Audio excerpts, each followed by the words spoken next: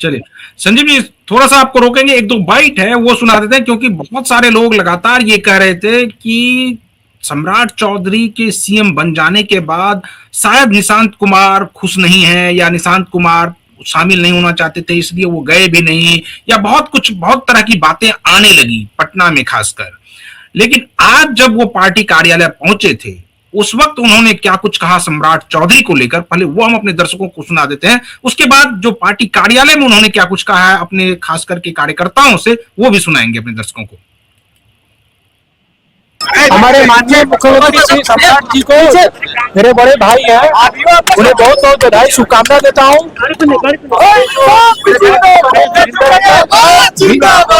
विजय चौधरी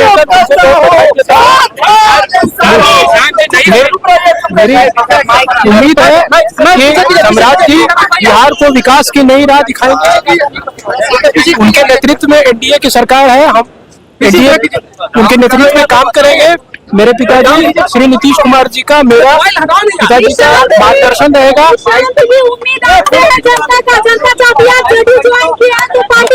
मंत्री मांग कर रही है बनाने की निशान जी आपको। पार्टी गठबंधन को मजबूत करूंगा, जदयू को मजबूत करने की कोशिश करूंगा।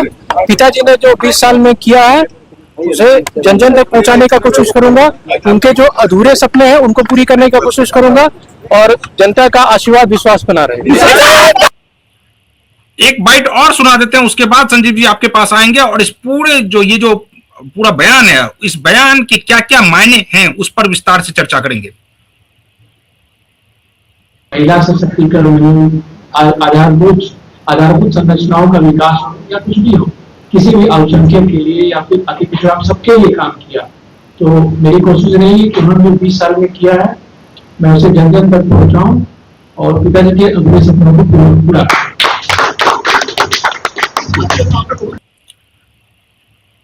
तो संजीव जी, हम आपके पास आएंगे और ये जानने की कोशिश करेंगे कि जिस प्रकार से उनके बारे में कहा जाता है कि वो बहुत ज्यादा एक्सट्रोवर्ट नहीं है, बहुत इंट्रोवर्ट हैं, बोलते नहीं हैं, लेकिन आज उनकी आवाज में देखिए कि वो किस प्रकार से, एक तो लग रहा था कि उनकी आवाज जो है वो इंट्रोवर्ट वाली नहीं है।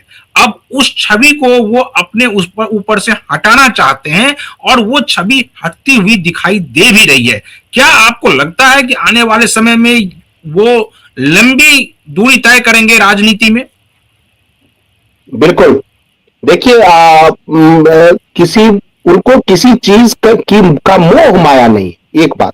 दूसरी बात जो उन्होंने बोली कि सम्राट चौधरी बड़े भाई हैं, और इसके बाद उन्होंने ये भी बोला कि विजेंद्र चाचा और विजय चौधरी जो चाचा जी हैं उनको भी बधाई।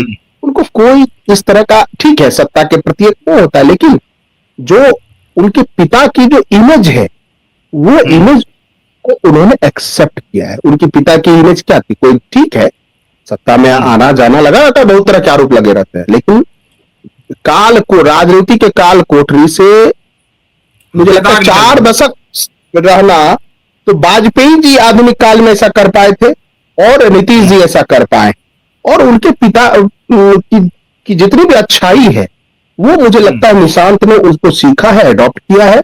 और ये तेजस्वी के लिए भी खतरा है, और ये उसके लिए भी खतरा है जो ये सोचते हैं कि वो जेडीयू को खत्म कर देंगे। जेडीयू खत्म नहीं होने वाली है, जेडीयू फिर से ताकतवर बन के उभरेगी। और देखिए, जब तक नीतीश जी एक्टिव थे तब तक निशांत अपने हिसाब से अपने घर में बंद रहा करते। और देखिए, 2 चीजें होती हैं। एक तो ये होता है जब आपके पिता की छवि इतनी बड़ी हो तो आप पर बहुत ज्यादा तरह का प्रेशर भी होता है उस चीज को मेंटेन करना, एक अलग थलग रहना, क्योंकि आपके एक एक फोटो का कोई मिसयूज कर सकता है। याद कीजिए, एक बार तेजस्वी के एक फोटो का मिसयूज कर लिया गया था, एआई से कुछ बना के कर दिया। तो वो निशांत जी ने वो एकांतवास हर जो किया ताकि उनके कोई ऐसा व्यक्ति उनके करीब ना चला जाए जो उनके छवि को खराब करे। ये भी होता है, बहुत सारे नेताओं से बहुत सारे लोग ऐसे ही फोटो खिंचवा लेते हैं और फिर वो अपराधी निकलते हैं, लेकिन उसका चस्पा जो होता है बैड इमेज का, वो उस नेता पर भी हो जाता है। और निश्चित रूप से देखिए, निशांत बहुत सोच समझ के चल रहे हैं, उनको सत्ता नहीं करना है, वो कह रहे हैं कि हमको जनता का समर्थन हासिल करना, जनता का आशीर्वाद हासिल करना है। और ये तेजस्वी के लिए खतरा है। दूसरी बात, तो लव कुश समीकरण बहुत मजबूत बना हुआ है, और अशोक चौधरी को मुझे लगता है इस बात की जिम्मेदारी दी गई है कि वो हर समय इनके साथ रहे, क्योंकि अशोक चौधरी देखिए, हाँ, इनके साथ रहे। अब अशोक चौधरी इनको सारे दांव पे सिखाएंगे। बाकी बहुत सारे नेता हैं, मनीष कुमार वर्मा भी मुझे लगता है, और मुझे ऐसा लगता है कि भविष्य में 5-6 महीने के बाद आरसीपी सिंह की मुझे लगता है वापसी होगी, जरूर होगी वापसी। हाँ, हो सकता है ये जो आपने कहा कि अशोक चौधरी के बारे में, हो सकता है कि वो मास लीडर नहीं है अशोक चौधरी, लेकिन संगठन करता वो बढ़िया है। तो हो सकता है नीतीश कुमार के मन में ये चल रहा हो कि पहले निशांत जो है वो संगठन को समझे कि संगठन कैसे काम करता है और संगठन को कैसे चलाया जाता है, इसीलिए अशोक चौधरी को उनके साथ शायद वो साथ दिए हैं कि ये आप इनके साथ जाइए और इनको हर बारीकी समझाइए ताकि ये किसी भी उस कदम पर चूक ना जाए।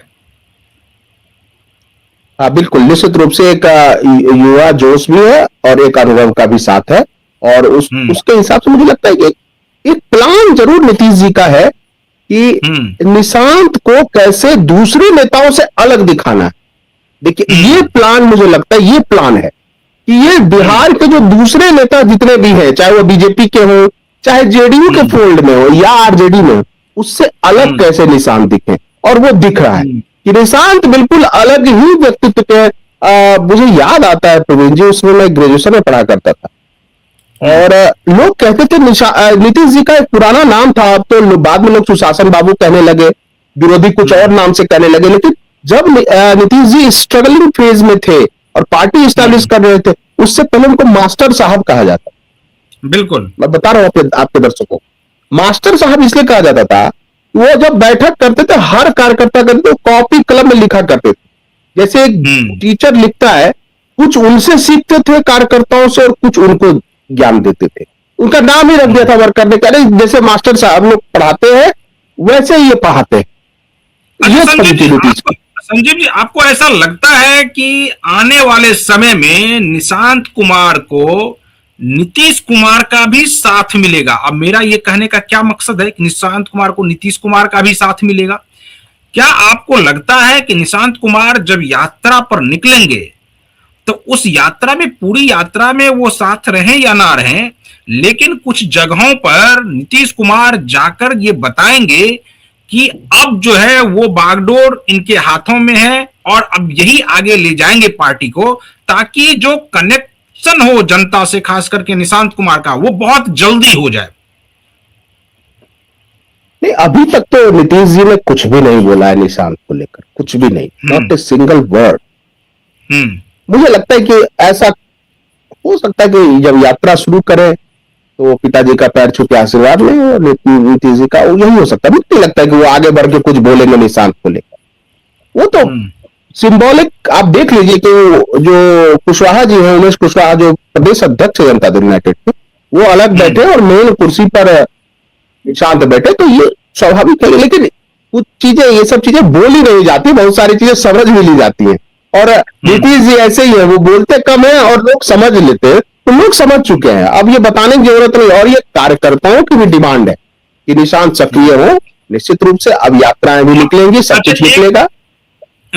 एक आखिरी सवाल लेंगे कि क्या आपको लगता है कि निशांत कुमार के इस एक्शन में आने के बाद अब तेजस्वी यादव जो बिल्कुल ही घर बैठे हैं, वो अब सड़कों पर उतरेंगे और वो भी अब एक्टिव होंगे, क्योंकि अब उनके लिए चुनौती बहुत बड़ी है।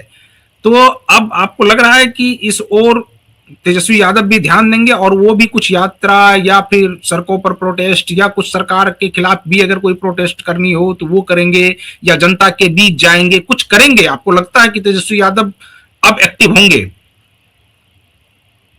देखिए, ये तो तेजस्वी यादव को सोचना है, बताना, और उनके सलाहकारों को सोचना और बताना। उनके सलाहकार चूंकि हरियाणा के मूलतः संजय यादव जी, तो वो बिहार की राजनीति को बेसिकली वो समझते हैं नहीं। दूसरी बात क्या है कि आरजेडी के फेसबुक पेज को आप देखिए, उसमें तरह तरह की बातें कही जा रही है, सम्राट चौधरी को लेकर तंज कसा जा रहा है, और लोग ये समझ रहे हैं लवकुश समाज के और अति पिछड़ा समाज के कि भाई ये तो अब इस तरह से विरोध नहीं कर पा रहे हैं, अगर अपना पिछड़ा नहीं कर पा रहे आरजेडी के लोग, तो अब पिछड़ा बनाम पिछड़ा करने की कोशिश कर रहे हैं क्या वो?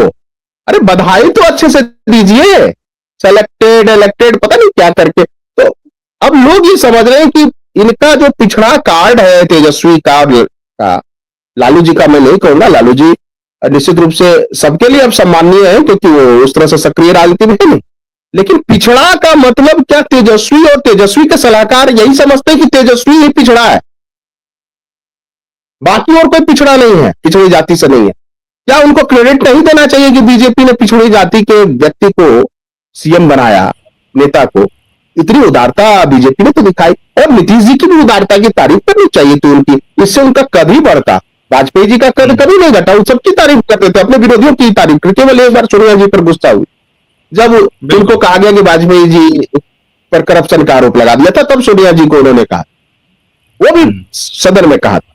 लेकिन मुझे लगता है कि तेजस्वी को जो मैच्योरिटी दिखानी चाहिए थी इस मौके पर, वो दिखाने में चूक गए, और जिस तरह से उन्होंने सम्राट की आलोचना की, और मुझे लगता है और सम्राट चौधरी और लालू परिवार के बीच एक हमेशा से एक वो रही है, एक हल्की सी जिसको कह सकते हैं कि एक विवाद रहा है। और आगे किसी कार्यक्रम में हम लोग वो दिखाएंगे भी कि सम्राट चौधरी ने भरे विधानसभा में तेजस्वी और लालू यादव के लिए क्या क्या कहा था। आपने उस कहानी को याद किया था जब उनके परिवार पर इस तरह का एफआईआर कर दिया गया, सारी चीजें। तो वो रंज तेजस्वी में तो है ही। उनकी बहन रोहिणी आचार्य सिंगापुर से भी तरह तरह की बातें लिख रही सीएम के लिए। चलिए संजीव, अभी तो उनके 100 डेज, मैं एक बस एक 100 डेज किसी भी सीएम के लिए एक हनीमून पीरियड होता है। कम से कम 100 डेज उनको दीजिए काम करने के लिए, और फिर पॉलिसी के आधार पर आलोचना की।